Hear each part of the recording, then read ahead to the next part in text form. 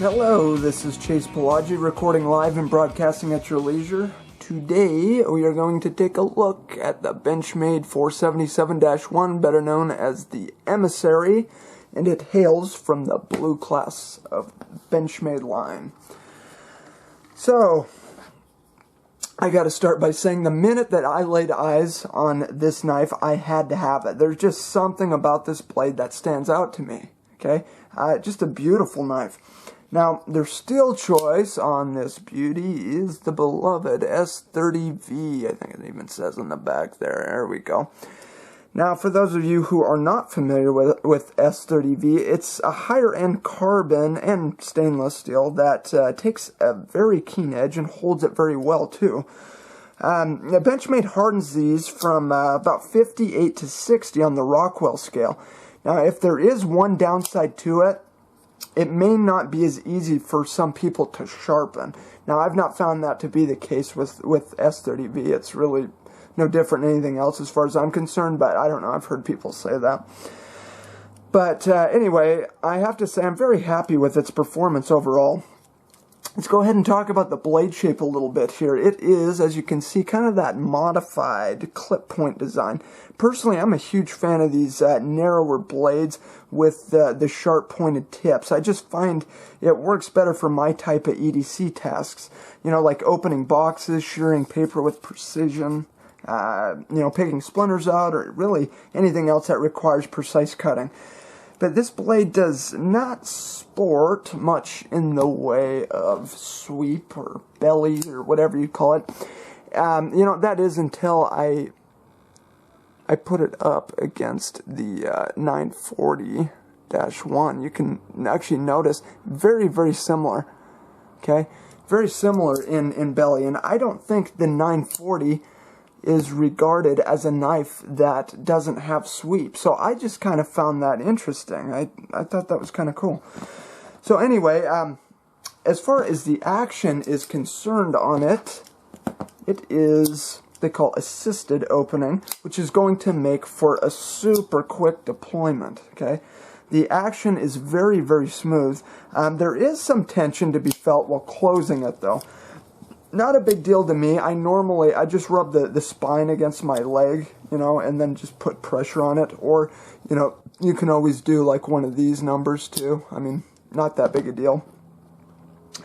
But as far as lockup is concerned, it's actually super tight. I mean, left, right, up, down, there is zero movement whatsoever. I mean, just awesome. Now, I mean, just manipulating this knife, it's just instantly apparent that this knife is very, very well built. Now, if we take a peek on the inside, notice that the steel liners seem to be kind of recessed down into there. Now, and when I say recessed, it's like perfectly, like, recessed down into that steel. I mean, they mate together flawlessly. And, this is kind of just the running theme of this entire knife. I mean, as far as the fit and finish is concerned, it's, it's remarkable. It's really better than, well, I should say as good or better than any knife I've ever owned. Okay, I mean, even the small details. I mean, even look at the edge here. And you got that plunge grind. Notice where the edge starts. I mean, they did that perfectly. It's awesome. It's awesome. But there's no question that this is a high-quality knife. The question is the price indicative of the quality that you're getting? Okay? So let's talk a little bit about value. Now, as I mentioned, the quality is superb, but there comes a point in any high-end item where the function starts to plateau because the price keeps climbing. Now, yes, we want high-quality blades, but you also want something that is just a little bit different, something that you're not likely to see on a guy when you're out and about, right? Now, it's going to be different for each individual, but if you define value as function to price ratio, this knife is not going to be at the top of your list. Well, maybe it is, but it's not at the top of my list for that. Yes, it does have great steel. It'll take a fine edge and keep it longer than more common steels. This is still just a knife, though, right? And its intended purpose is simply cutting, which can be accomplished with just about any knife out there.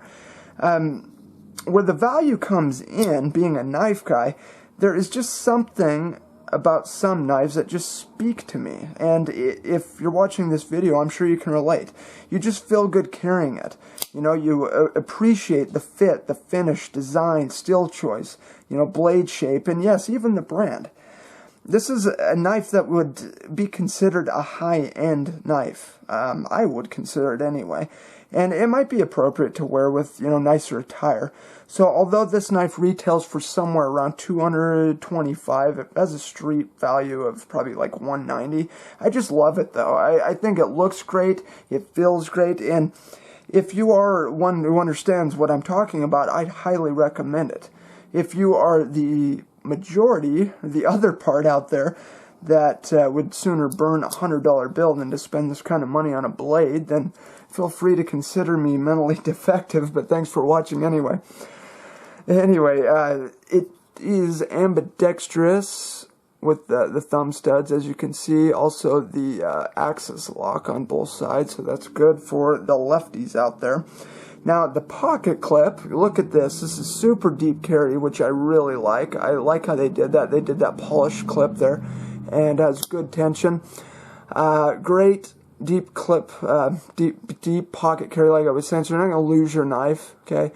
But what I was trying to say is you can actually flip it to this other side if, you know, if you're left-handed or you don't want to switch it up. So anyway, it is tip up only though.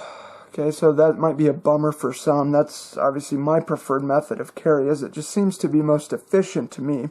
Some might not care for it for safety reasons, but I haven't really found that to be a problem. Now let's go ahead and look at the handle material. This is kind of a, I don't know, kind of a powder coat anodizing, and it's very becoming on this knife, I might add. I think that's beautiful. I think it looks great. Now, the best way I can describe the feel is, I don't know, it's like, you know what it feels like is, I don't know if you've ever felt like the outside of a barbecue grill. It's kind of like that. Okay? So it kind of is that, I don't know, I don't want to say chalky, but kind of, I don't know.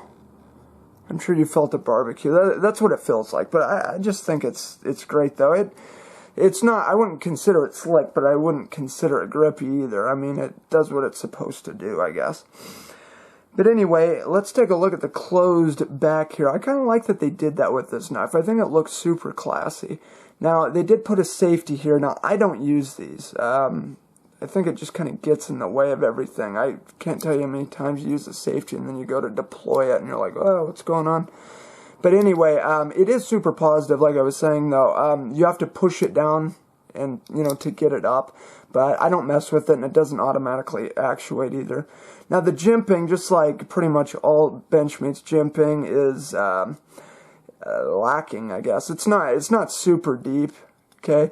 Jimping's not a huge thing for me. If you really push your thumb down in there, it gives you a little bit of traction, but honestly, I don't even get why they do that. I really don't. It kind of looks like it might be kind of sharp, but it really isn't.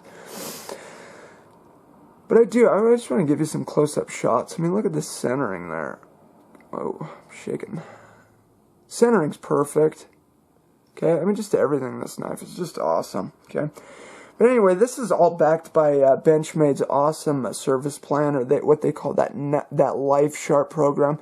Now, you don't have to be the original owner to benefit from this. If you lose your edge, just send it back to them, and they'll go ahead and keep you in decent edges for the life of the knife. They'll also go ahead and repair any worn or broken pieces. You know, just general maintenance for you. So I think that's awesome. I always appreciate a good American-based company that stands behind their customers. I just think it's great. But, you know, I own several Benchmades, and there is just something about this particular one. It's beautiful, it's functional, it's sharp. I love its look, its, you know, its color. You know, it's just a great knife, you guys. But if you are one who appreciates knives like I do, and you're not afraid of spending that kind of money on a knife, I think you should check it out. I think it's awesome. But anyway, that is my review on the Benchmade Emissary. Guys, thank you so much for watching. As always, if you have any questions, feel free to leave your mark in the comment section. And if you enjoyed this video, please feel free to like, share, subscribe, favorite, all of that good stuff. Anyway, until next time, this is Palagi, signing off.